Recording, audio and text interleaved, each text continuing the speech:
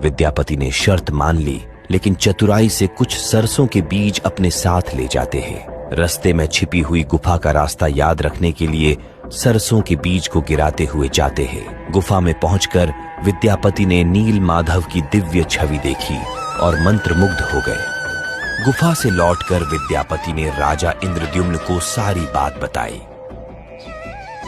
कुछ महीनों के बाद विद्यापति ने गुप्त गुफा के रास्ते में जो सरसों के बीज बिखेरे थे वे अंकुरित होकर पौधे बन गए। राजा विद्यापति के साथ सरसों के पौधों के पीछे पीछे नील माधव की दिव्य मूर्ति देखने गए। गुफा पर पहुंचने पर उन्हें वहां कुछ नहीं मिला। नील माधव गायब हो गए थे। निराश होकर राजा इंद्रद्युम्न महल में लौट आए। उस रात भगवान विष्णु उनके सपने में आए और बोले, इस संसार में मैं तुम्हें नील माधव के रूप में दर्शन नहीं दे पाऊंगा। तुम पुरी सागर तट के पास जाओ, एक दारू तैरता हुआ आएगा। मैं एक बहुत बड़े सुगंधित लाल रंग के लकड़ी के लट्ठे के रूप में प्रकट होऊंगा।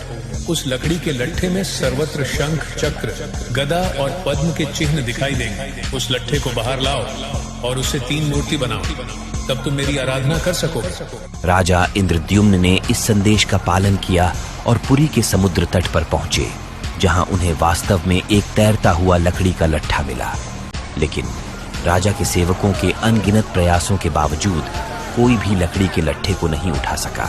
आखिरकार आदिवासी नेता बिस्वावासु की मदद से लकड़ी के लट्ठे को महल में लाया गया, लेकिन कोई भी कुशल कारीगर उस लट्ठे से नील माधव की मूर्ति नहीं बना सका।